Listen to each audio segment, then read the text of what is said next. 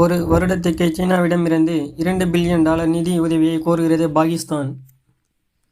பண நெருக்கடியில் சிக்கித் தவிக்கும் பாகிஸ்தான் தனது நெருங்கிய நட்பு நாடான சீனாவிடம் இருந்து ஒரு வருடத்துக்கு $2 பில்லியன் நிதி உதவியை கோரியுள்ளதாக தி எக்ஸ்பிரஸ் ட்ரிபியூன் செய்தித்தாள் தெரிவித்துள்ளது.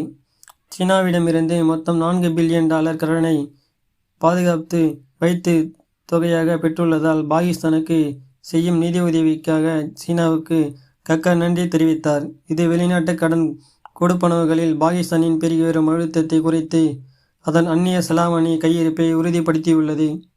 முன்னதாக ஜனவரியில் ஐக்கிய அரபு எமிரேட்ஸ் பாகிஸ்தானின் முதிர்வு கடனாக $2 பில்லியன் சுருட்டியது. அதே சமயம் சவுதி அரேபியா $5 பில்லியன் பாகிஸ்தானின் ஸ்டேட் வங்கியில் டெபாசிட் செய்தது.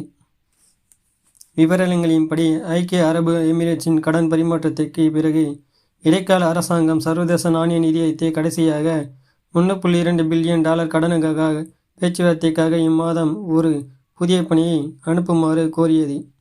IMFஇன் அடுத்த பணியானது கடைசி கடன் தவணையை பாதுகாப்பது மட்டுமல்லாமல் புதிய நீண்டகால திட்டத்துக்கான பேச்சுவார்த்தையை தொடங்குவதற்கும் முக்கியமானதாகும். முன்னாள் நிதியமைச்சர் இஷாக் தார் சமீபத்தில் ஒரு தனியார் தொலைக்காட்சி செய்தி சேனலில் பேசுகையில் தனது கட்சியான பாகிஸ்தான் முஸ்லிம் லீக் சவாப் தேர்தலில் வெற்றி பெற்று அரங்கத்தை அமைத்தால் புதிய IMF திட்டம் குறித்து முடிவு எடுக்கப்படும் என்று கூறியுள்ளார்.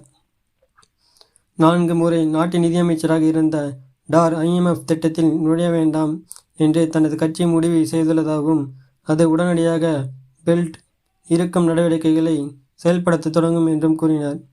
சர்வதேச நாணய நிதியம் தனது புதிய பணியாளர்கள் மட்ட அறிக்கையில் பாகிஸ்தானுக்கு கிடைக்கும் நிதியுதவி பற்றிய புதிய மாற்றங்களை செய்துள்ளது.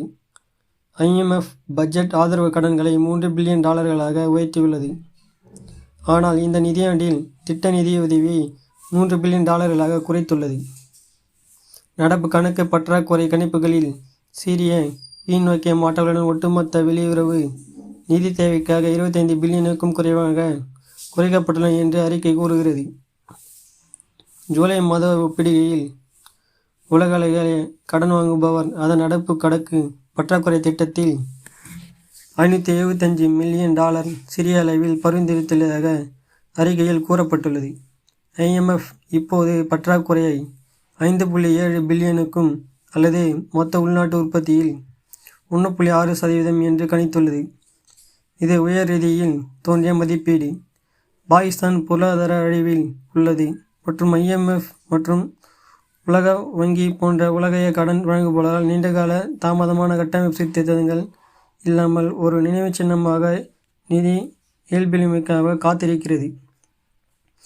பாகிஸ்தான் பொருளாதார துயரங்களுக்கு பின்னால் உள்ள முதன்மை காரணம் அதன் திகைப்பூட்டும் கடன் அளவுகள் ஆகும்.